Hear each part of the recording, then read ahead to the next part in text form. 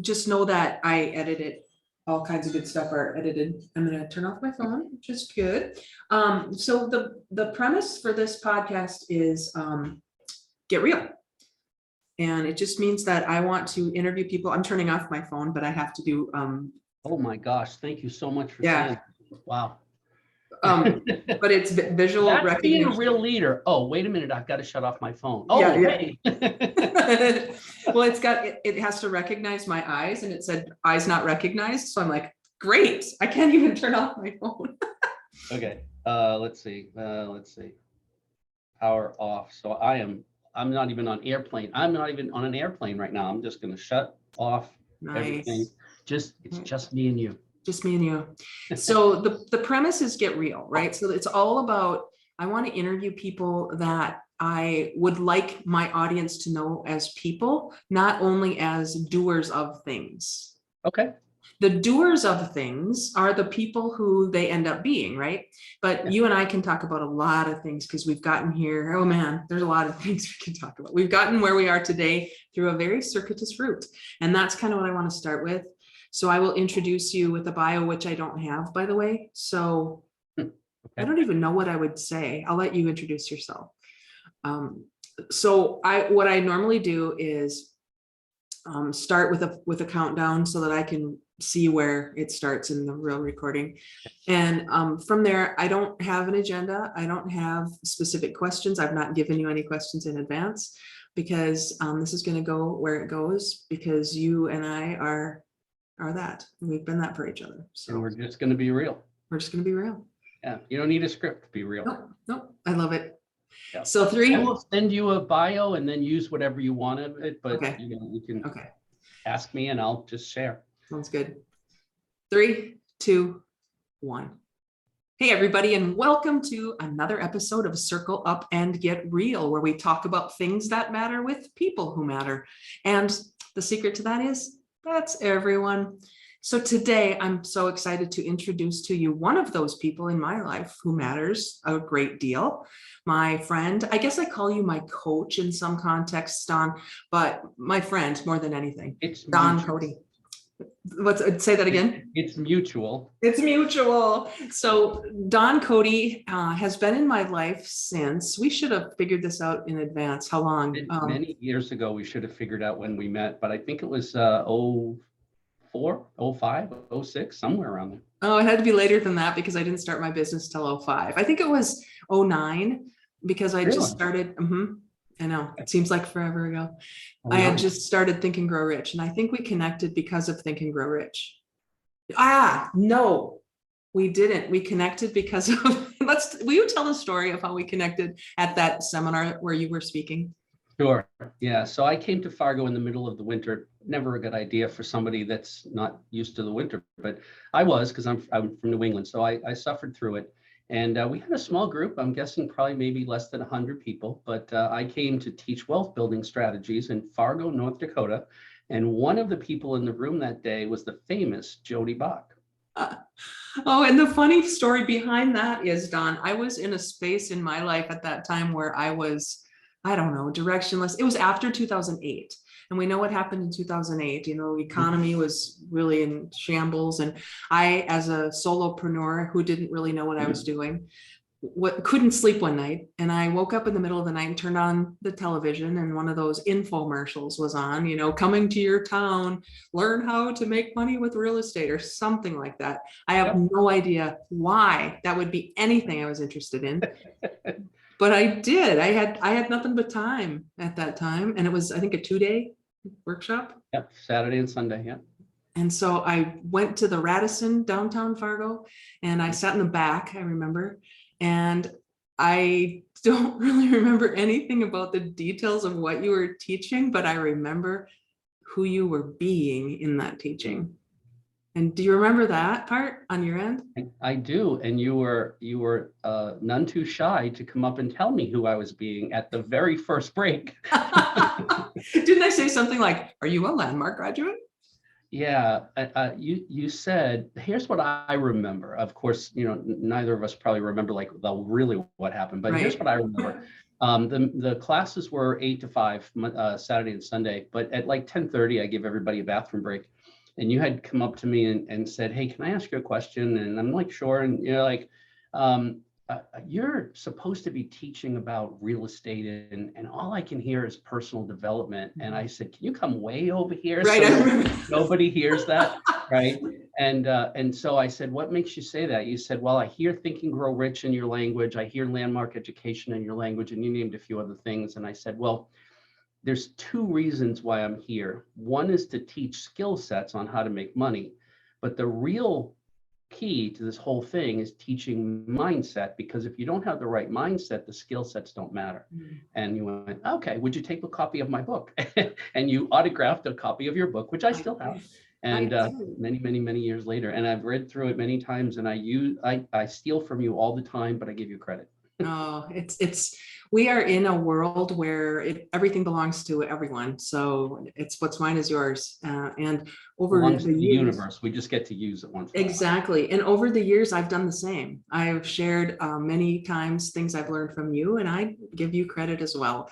So that is where we started. And then we reconnected after that. When I was doing Think and Grow Rich, I was studying with Bob Proctor, and I learned how to facilitate Think and Grow Rich study groups.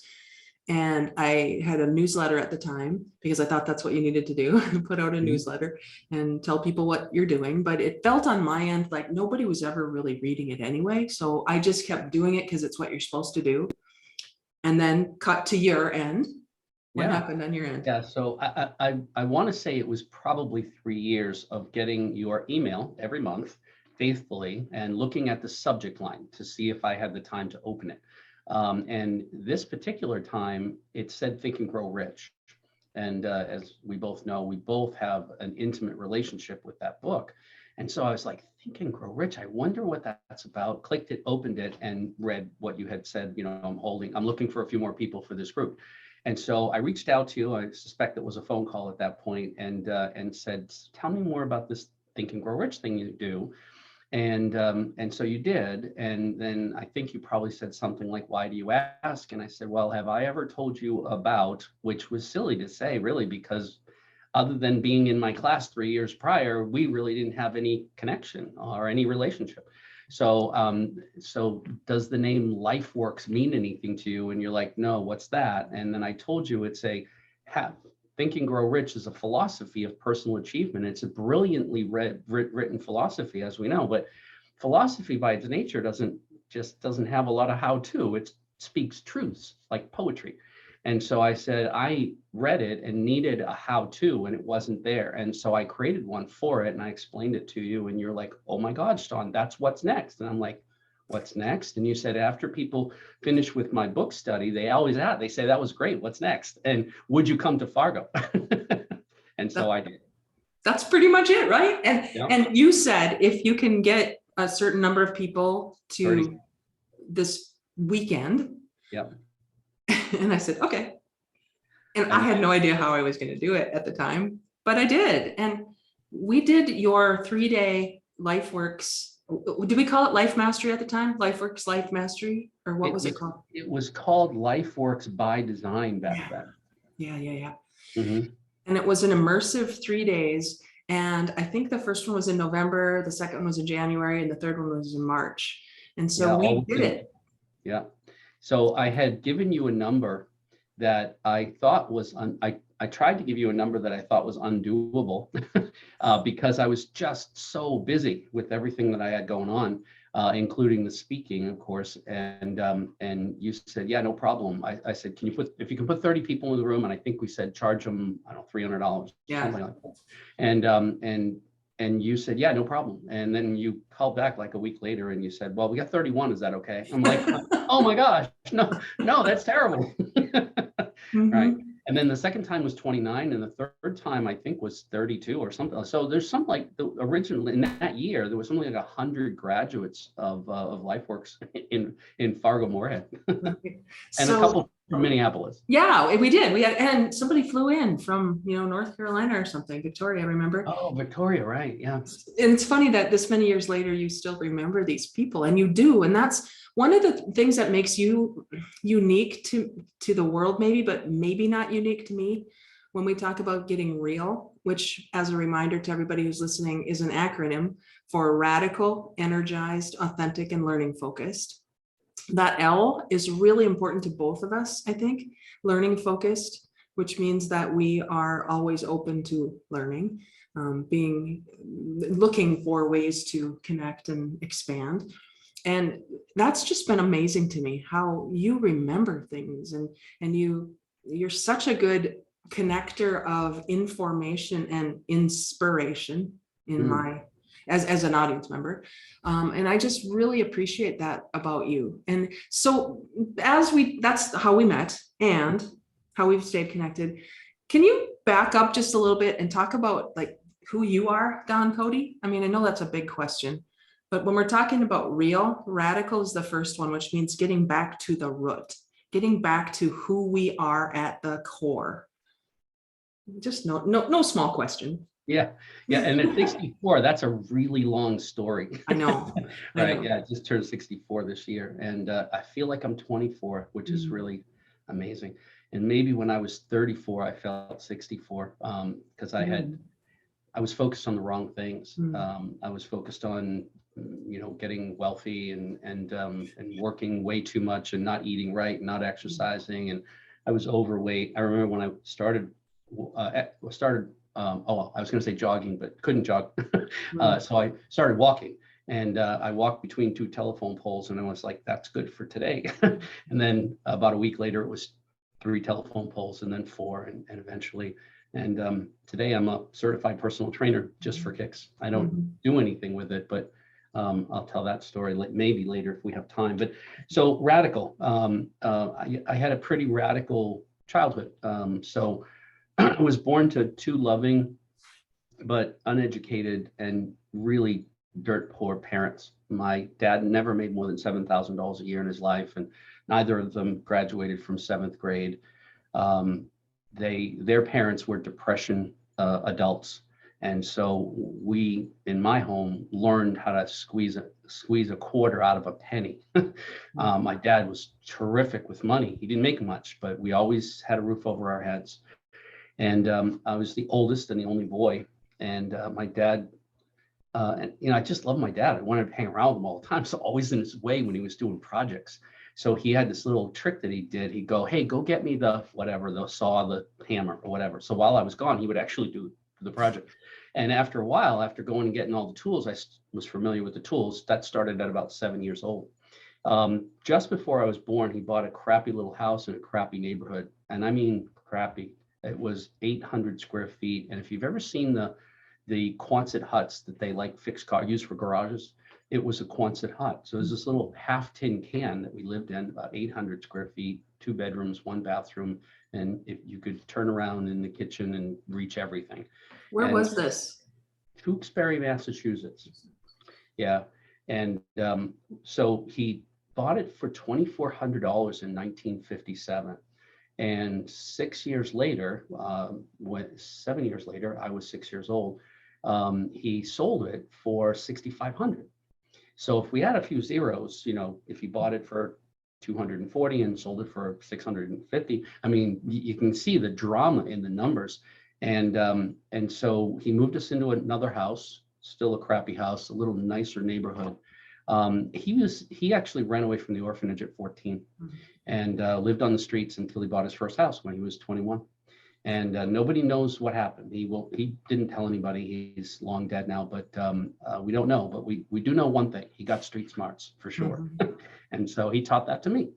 So at 9 years old, he had taught me how to use tools. And so kind of without him really knowing it, I'm sure he knew it, but I thought he didn't know it. I built myself a little shoe shine box. I wanted a bicycle really bad.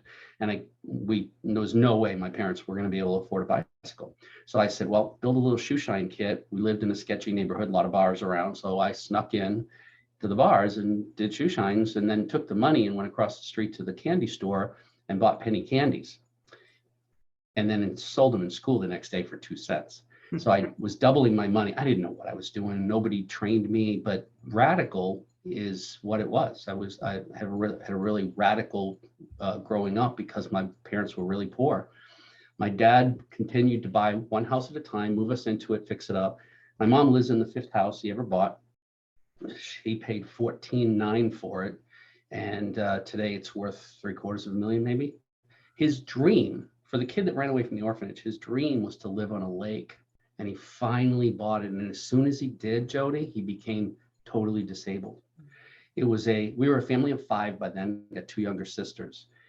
It was a 2-bedroom, 1-bathroom cottage on a lake, and clearly not really adequate for us, but he had lots of plans and he was so handy. And now he used to say his mind was trapped in a body that didn't work anymore. And so after school and on the weekends, I would come home from school and he would say, can you take care of that? Or can you do this? So that 2-bedroom, 1-bath became a 5-bedroom, 3-bath, jacuzzi in mom's bedroom, full in-law apartment in the basement, 2-car garage, 2nd floor, all while I was in high school. Wow. Yeah. We got a little bit of help from, like, I didn't know how to cut concrete, and we needed to cut a hole in the concrete of the cement foundation to add a bathroom on to make a in-law apartment in the basement. And so we had, some people come in and do things like that. But for the most part, I did everything that he had taught me to do over the years: roofing, plumbing, siding, electrical, carpentry, you name it. We built garages and sheds and all kinds of stuff. And I'm very grateful for him. But it was he was Mr. Miyagi, wax on, wax off. And I didn't know I was being trained, but he would say things like, pay attention, son. I'm teaching you how to put a roof over your family's head. I'm like 14. I don't know what that means. It's so interesting when we look back. I know most of your story over the years. I've gotten to know you really well, and I know your story. And for any of my listeners, I would love for you to look up Don. And Don, you've got a book, and we can give them all the details in there. Yeah, 3 now. You've got 3 now. So we'll look back on because you talk about yourself and how everything in looking back kind of paves the way to where you are now. We're all exactly where we need to be. Yeah. And you have become a personal development guru. Can I call you a guru? I call you a guru because I'm a little uncomfortable with that. I'm just a regular guy that read a lot of stuff. Yeah, because you had to. I mean, in some ways, your story took you in a lot of circuitous paths, and you learned a lot from your dad. You learned a lot how to do things, how to use your hands. But you said he was teaching you lessons without really teaching you the lessons he was teaching you, right? He never told me he was teaching me. Yeah, never. No. You use a lot of the stories from him. He had a lot of wisdom. And he must have gotten that from the streets because he didn't get it from books. Yeah, his dad was an inventor. And so I think that a lot of his insights came from his dad. His dad had a bunch of inventions. The first machine that ever cut and baled hay ever in history, my grandfather created that during the Depression and sold the patent for $50. Oh no, you're kidding. Yeah. But they needed the money. It was the Depression. So, yeah. But I think he got a lot of inspiration from his dad. But his dad died young too. His dad died pretty much the same age as he did, early 50s. Wow. Yeah. So I know there's a lot more to your story, like a lot more. Highlights. You were homeless for a while. You had a marriage that didn't work out. You had kids you were estranged. I had 2 practice marriages. 2 practice marriages. Kids you were estranged from for a while. Came back to. I would love to have a whole session on just your amazing life. But let's fast forward because we just have a little bit of time here. I want to get to what you're up to now and how you said 2 practice marriages. So I love the story about how you met your wife, your current wife, and how you two decided. My forever wife. Your forever wife.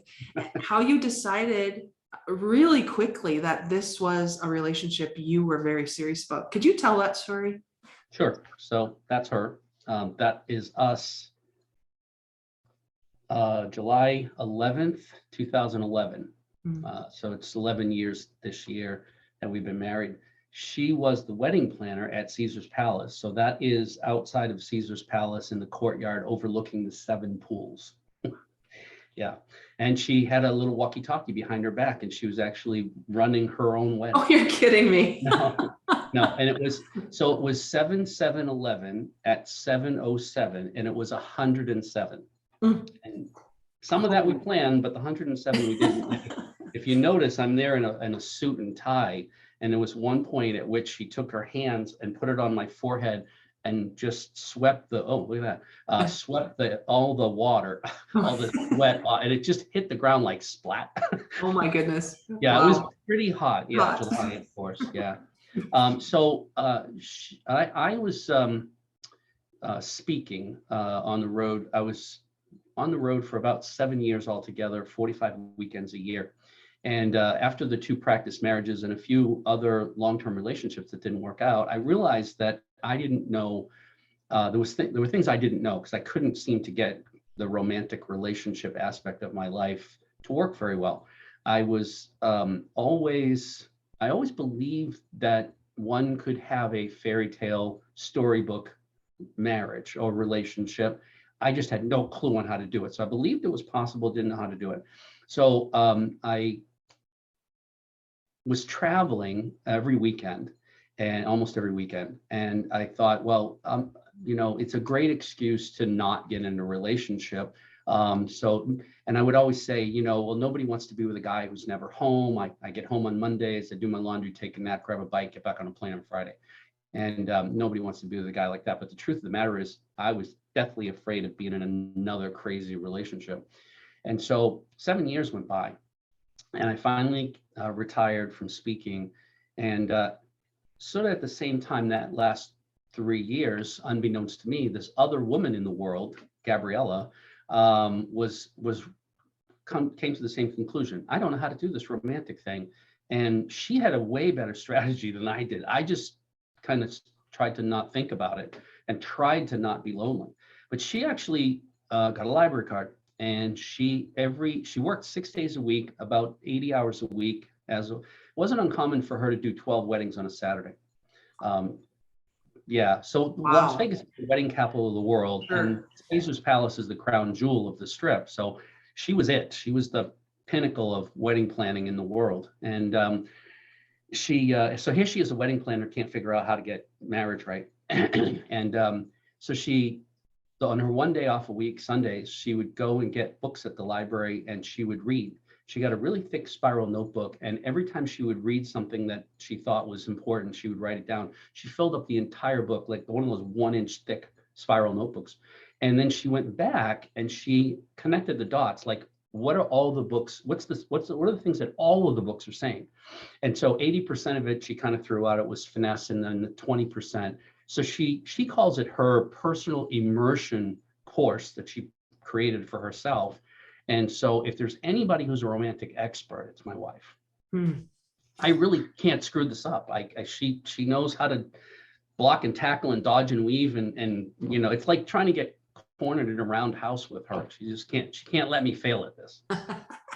So the books she was reading were all on relationships? Yeah, 5 love languages, Okay. Men are from Mars, Women are from Venus, and hundreds of them. She read. Some of them she'd start to read and go, this is not a good one. And so she knew all the ones. And then people started asking her for advice because she became, developed so much wisdom, so much understanding.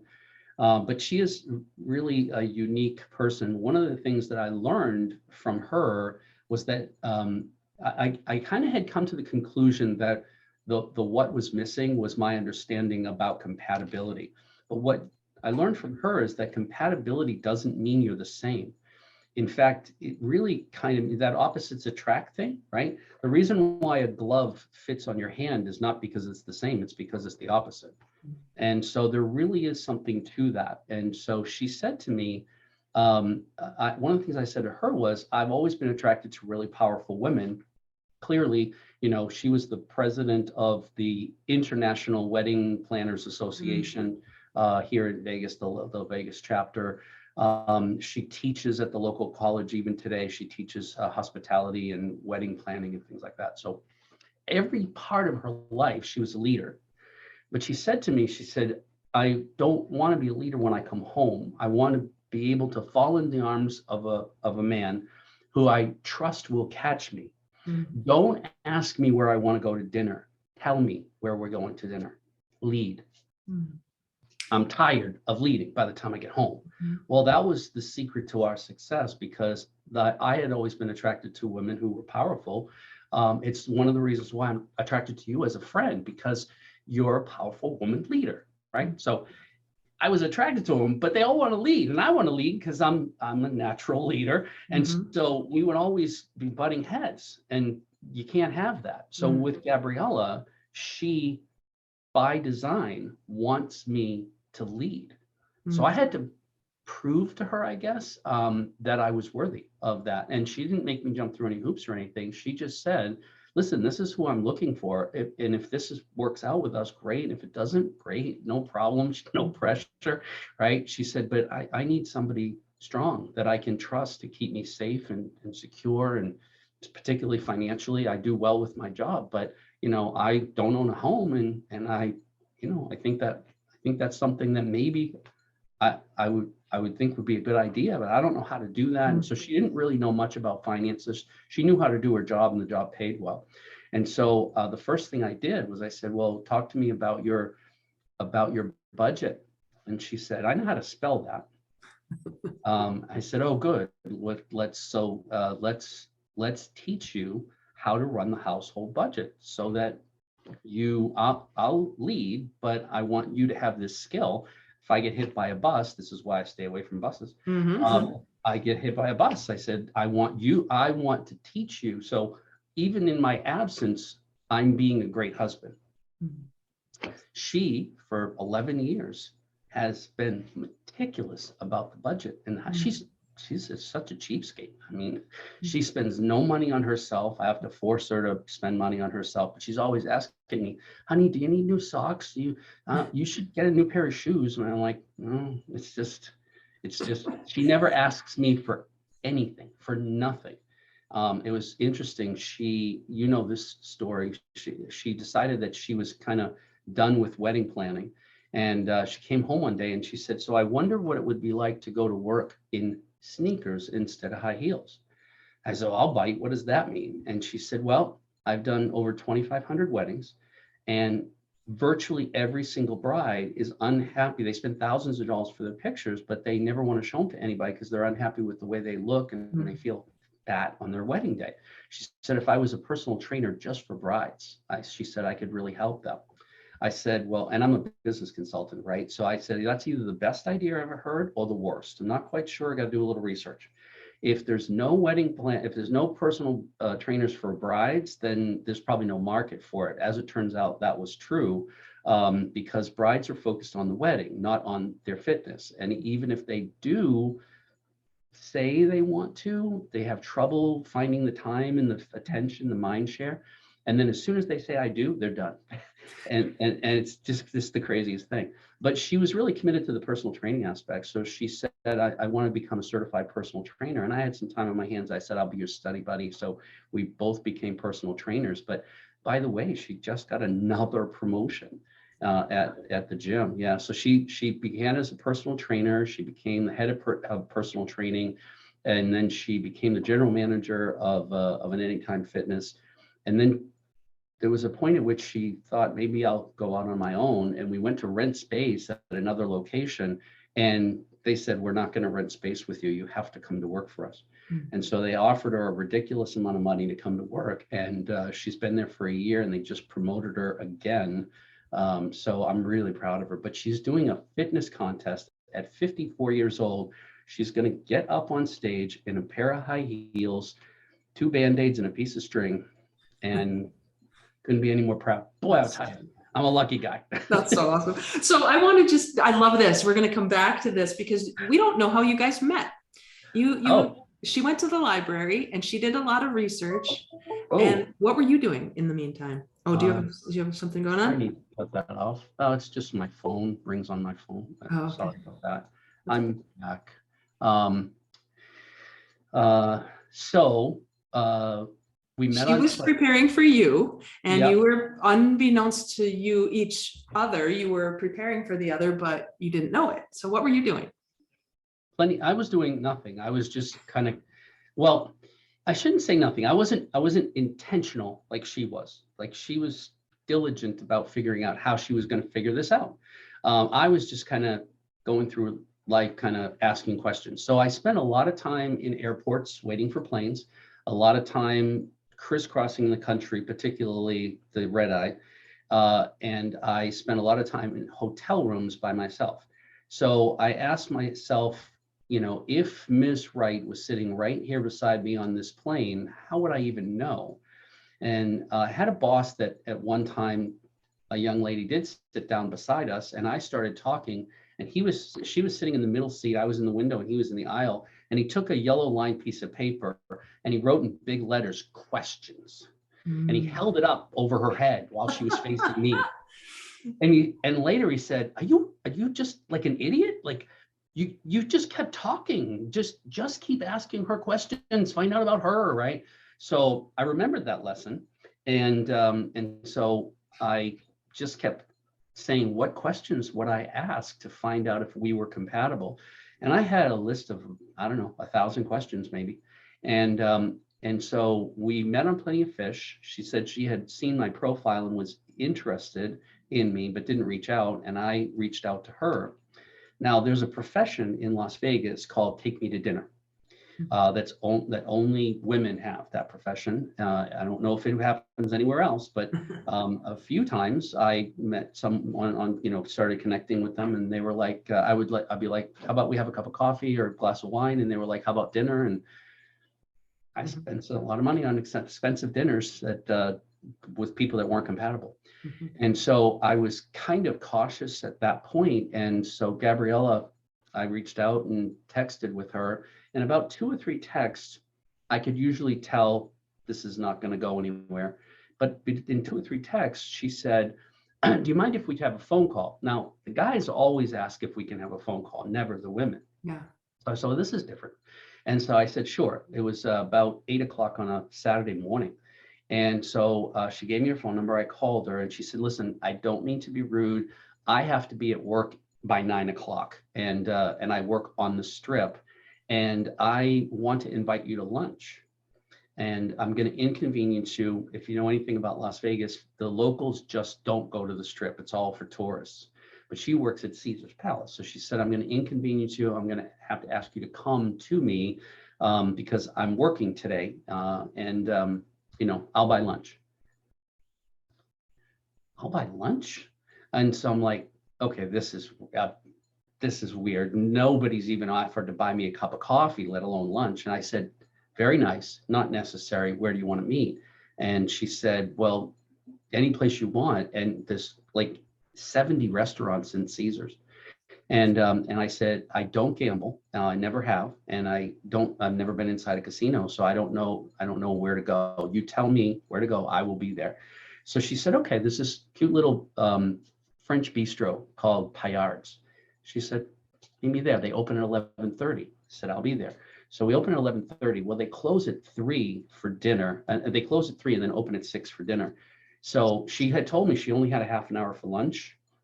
We're talking, and my back is towards the place. It's a circle. It's a round thing, and they cook in the middle. It's cute little, because it's not there anymore. But so my back is to I can't see. And then we're talking, and every time her walkie-talkie goes off and they say, "Gabby, we need you," and she's like, "Handle it." And it's 3 o'clock. Wow. I get a tap on the shoulder, and someone says, "Monsieur, you must leave now." Right? I'm like, "What?" He's like, "We are closed." And I look around, and it's ghost towns, nobody there but me and her. She goes, "It's all right." She said, "You said you've never been in Caesars.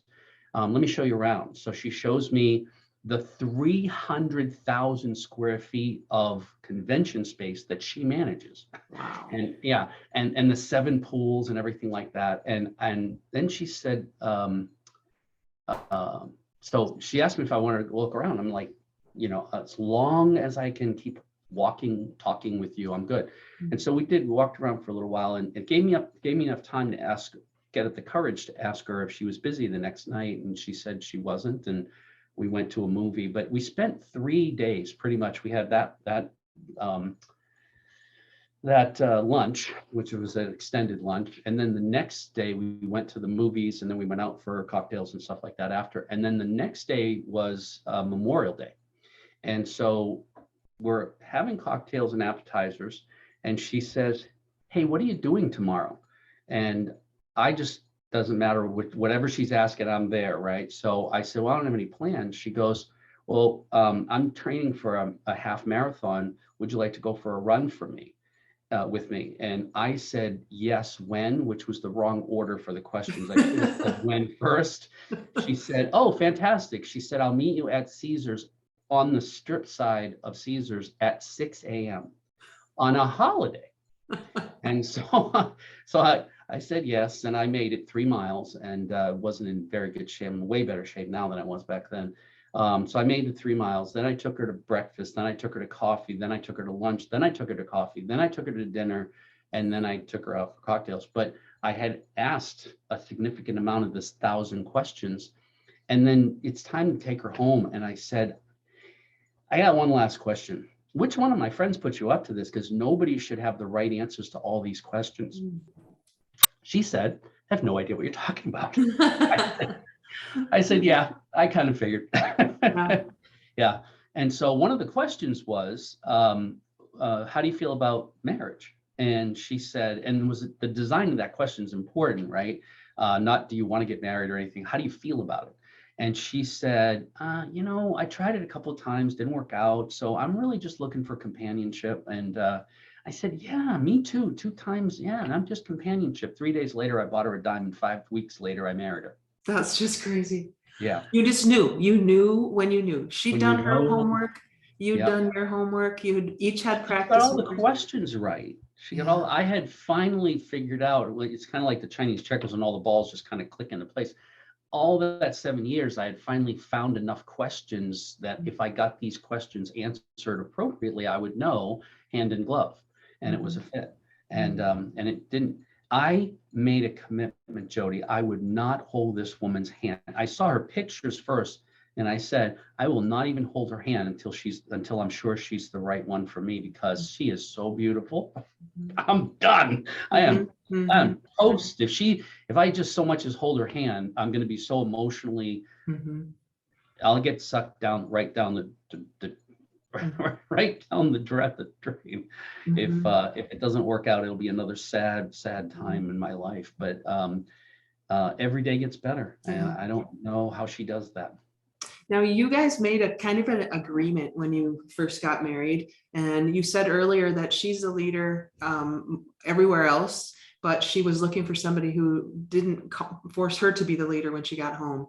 I know, I love what you said to each other, and if you can remember, I know you can remember what you said to each other when you said, "I want to make you," remind me how that worked, be the king and the queen. Yeah. So one of the questions was, you were the common denominator in all your relationships that didn't work out. I was too. What's the one thing that you did wrong? And she said, "Well, that's easy. I treated every man like they were a king, and they took advantage of me." And I said, "Well, that's ironic, because I've had a personal policy to treat the woman in my life like a goddess and put her on a pedestal." And I said, "If we were exclusive, would you be willing to try that one more time?" The rest, as they say, is history. And that's what I've loved about knowing both of you and being friends with both of you and witnessing just the authenticity of your relationship. no matter who you are around. I shouldn't say that. In my experience, all I know is my experience with you, and having been with you in person, having been with you on Zoom calls, and having Gabby walk into the room, and it's just a really, really neat relationship to witness, and a really good example of what can happen when you put your mind and your heart to something. The A of our real acronym is authenticity, and so it's an example of what is available when we get into that space. Ironically, that was one of the key elements in the original conversation. She had said, listen, I just need to let you know, this is who I am. This isn't going to change. If you like this, then great. If you don't, that's okay. But no, there's no other shoe that's going to drop. I'm just being who it. She said it takes way too much energy to put on airs. And I had that, I didn't really realize it, but I kind of had that same policy. I just wanted to be me. And if some person liked me as me. So that, as simple as that sounds, that's the key to compatibility. If you like each other, if you truly like each other the way you are, there's never any need to try to fix the other person. And I realized, looking back, hindsight, right, 2020, I look back on all the other relationships I had, a beautiful, amazing, intelligent women that were almost perfect for me. And that was the problem. It was almost, there was always something that I was, I thought was cute and quirky at the beginning, and then just drove me crazy after that. And the same thing for them. I wasn't the perfect person for them. And I tell her all the time, you're not perfect, but you're perfect for me. And that's all that matters. I love that. I love that. So all of this is just one example of what happens in the world when we work on ourselves first. And what I've learned from you for over all the years through LifeWorks, which was your manifestation of a lot of work and study that you've done. You had somehow in your life, you were driven to develop your own personal life in some way. And I know there's a story about Think and Grow Rich and how that came to you. Could you share that story? Yeah, sure. My dad always told me, son, if you want to be successful, you got to be in real estate. And I guess I didn't really understand what he meant. I decided that what it meant was to get a real estate license. So before I graduated from high school, I was always ridiculously ambitious, and not always that smart, but just really ridiculously ambitious, which overcame a lot of the not smartness. And so I went and got my real estate license, and I had a real estate license for 10 years, never made a penny. I made more on my first investment property than I made in my job for an entire year. And that was when it clicked, what my dad was saying. You really need to be in real estate in this way. And so I started, I bought my first property in 1980. I was 21. And throughout the mid 80s, early 80s and mid 80s, I bought a bunch of real estate. And I bought all the real estate, no money down. It was an easy decision. I had no money.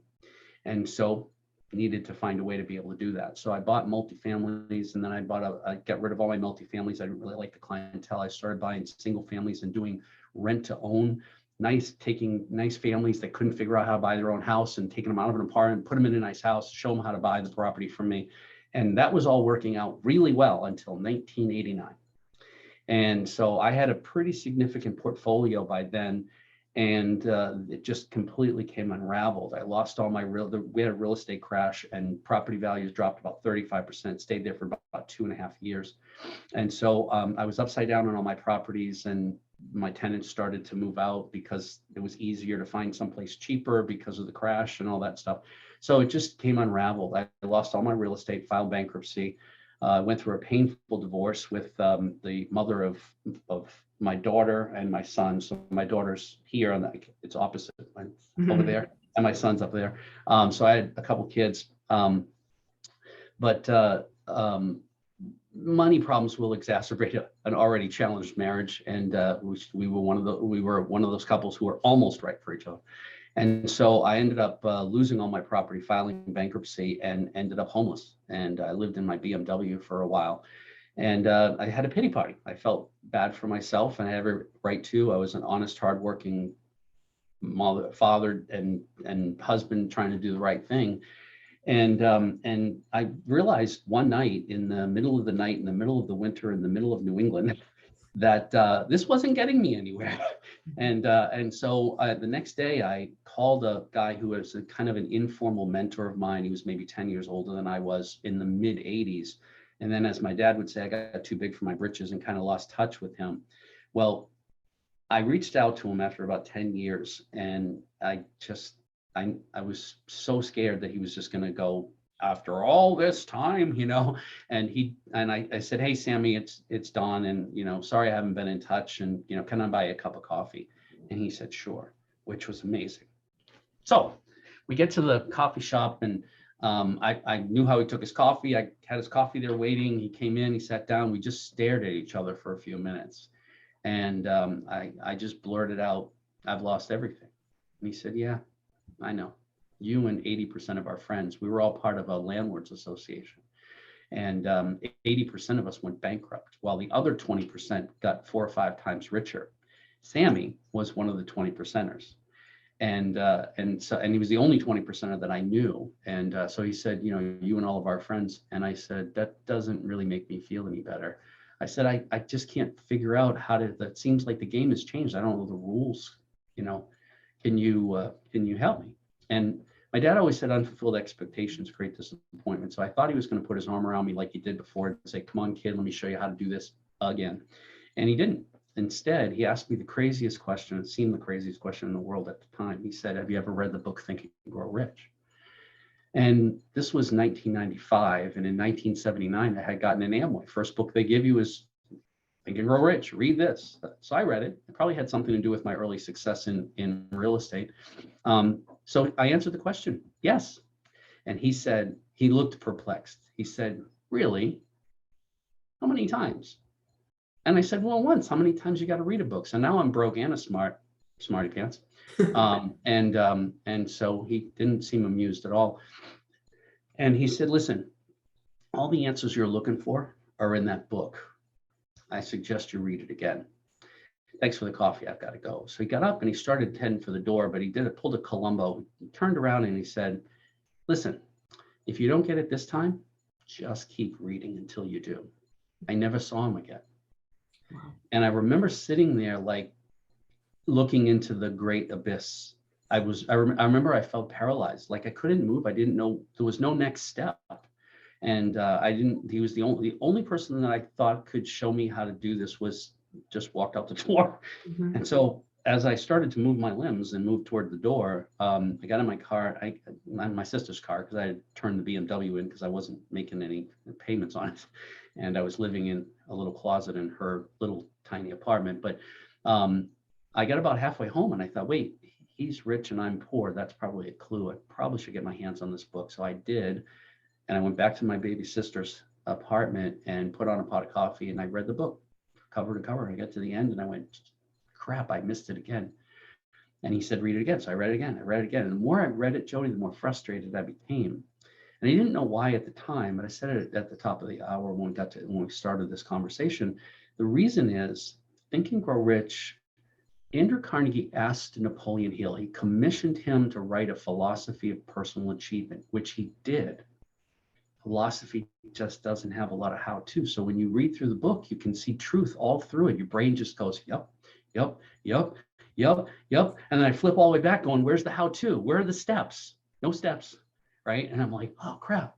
And so I thought, well, it's got to be about time management, right? You wake up in the morning, God gives you a bucket called your day. You get to put whatever you want in there. It's kind of important what you put in, because what you put in today and tomorrow, next week and next year becomes your destiny.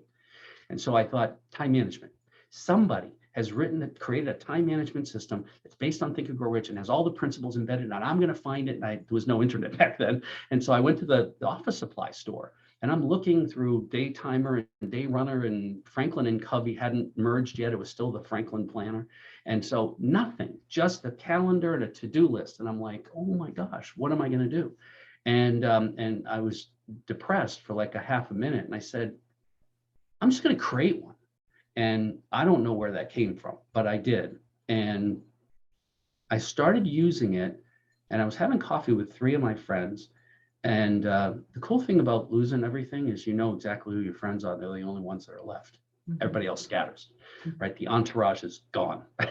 And so we're sitting having coffee and they're like, what is going on with you? You're way too happy for your circumstances. I'm living in a closet at my baby sister's house. I don't have a car. I don't have any clothes. I don't have any money. I mean, I was literally destitute. And they were like, you're way too happy for your circumstances. What's going on? And I said, well, I created this thing and I had a little newsboy bag, I guess. And I reached in and I pulled out a yellow lined legal pad. And I said, if you do this and you do this, you get this. And they're like, wait, say that again. Step 1, step 2, step 3. I said, literally, you can create the life of your dreams if you just do this, this, and this. Like nothing is impossible. And you could see the light bulbs go off over their head. They're like, oh my gosh, that would work. Can you show us how to do it? So I took the weekend off from the pizza parlor that I had just gotten a job at. Immediately, I'm taking the weekend off. And so I go and to one of their apartments and I show them. And about 3 or 4 weeks later, we're having coffee again. And they're like, listen, our friends are saying the same thing we said to you. And will you show them? About 3 weeks later, we rented a bed and breakfast, had 17 people, and I was teaching a class on my little system that was the how-to for Think and Grow Rich. And that's LifeWorks. That's where LifeWorks was born. And that's how the name came about. I remember someone just asking me a question in the class and didn't have a name at the time, and they asked me a question, and I said, that's just how life works. Mm-hmm. And they're like, oh, okay. And then everybody just kind of looked at each other and went, that's what you should call this. Right? And it stuck. So there are a lot of, again, looking back, connecting the dots is always easier looking backward than looking forward, of course. And you can see how things work and how the principles of Think and Grow Rich are really the kinds of things that cause you to nod and go, yes.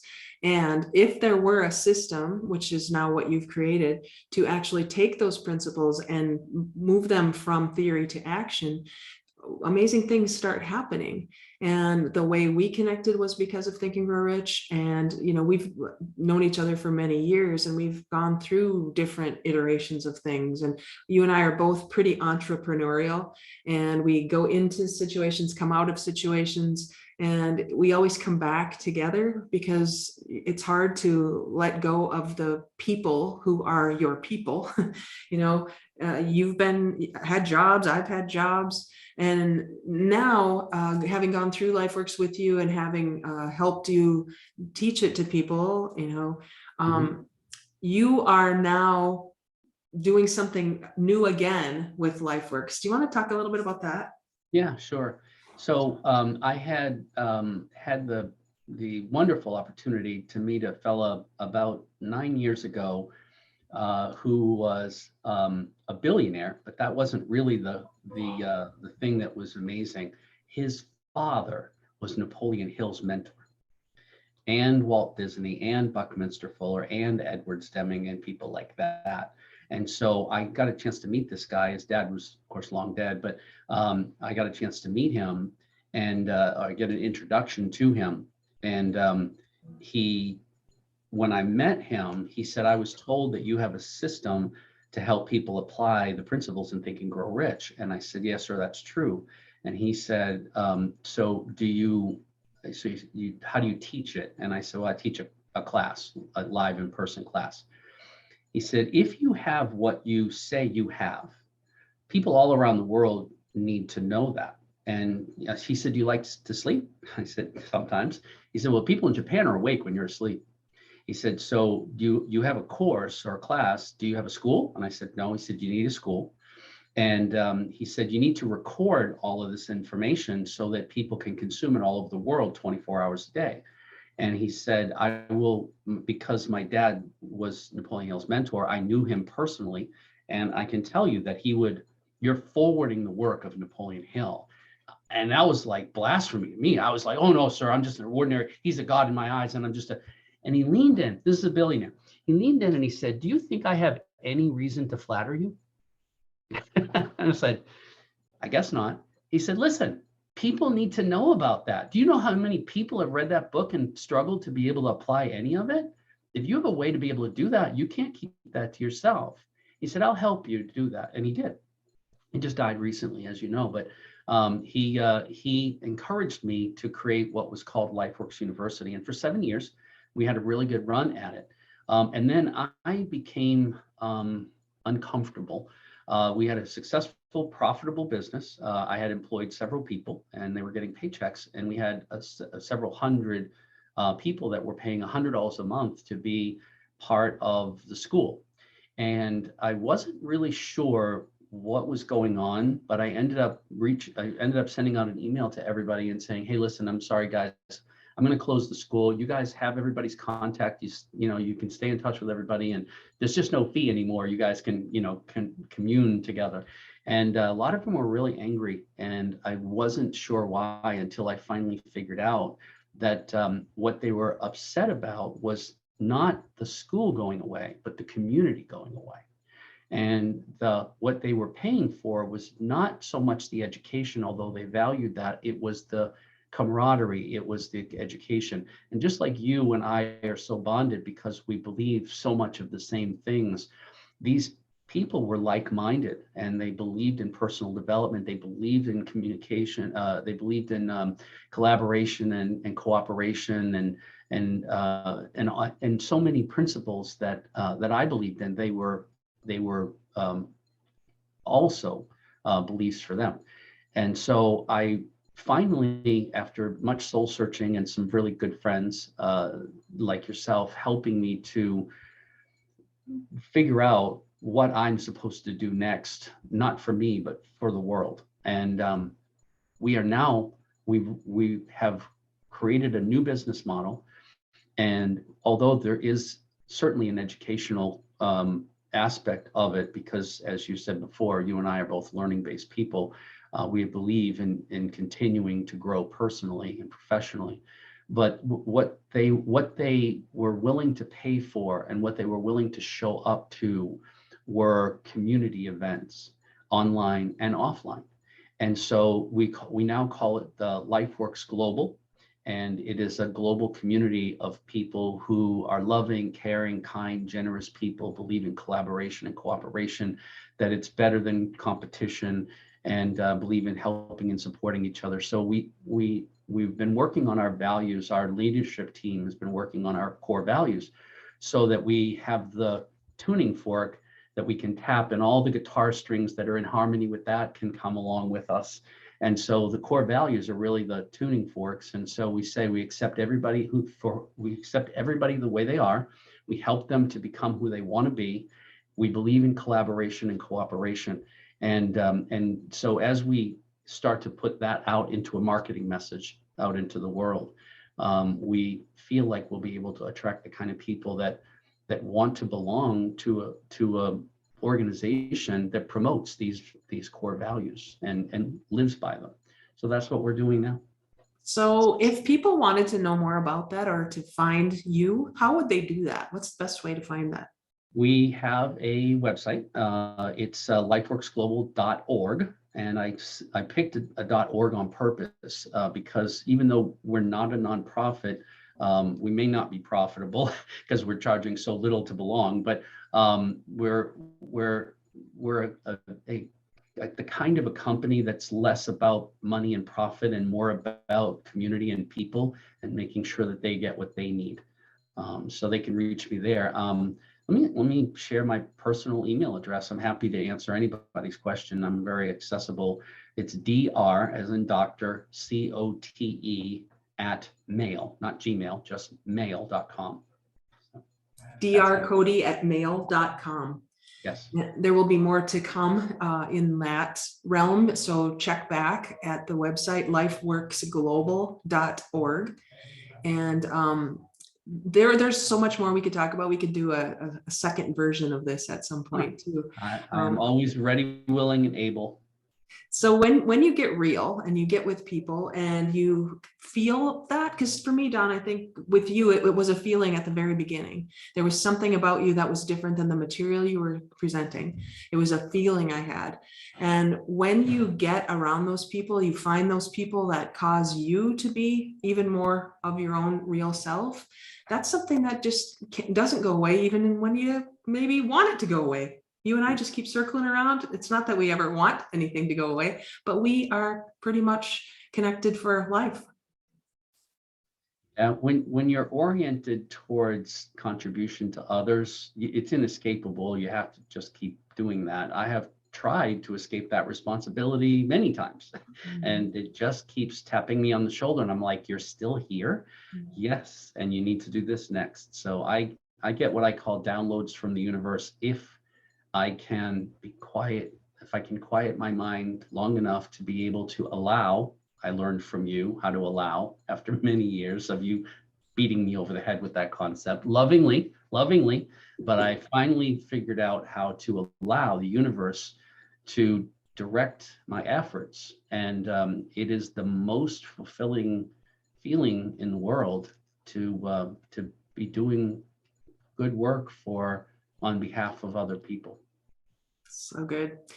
So with that, that is another episode of Circle Up and Get Real, where we talk about things that matter with people who matter. And as you can tell in this conversation, I feel that way about Don, and I believe he feels that way about me.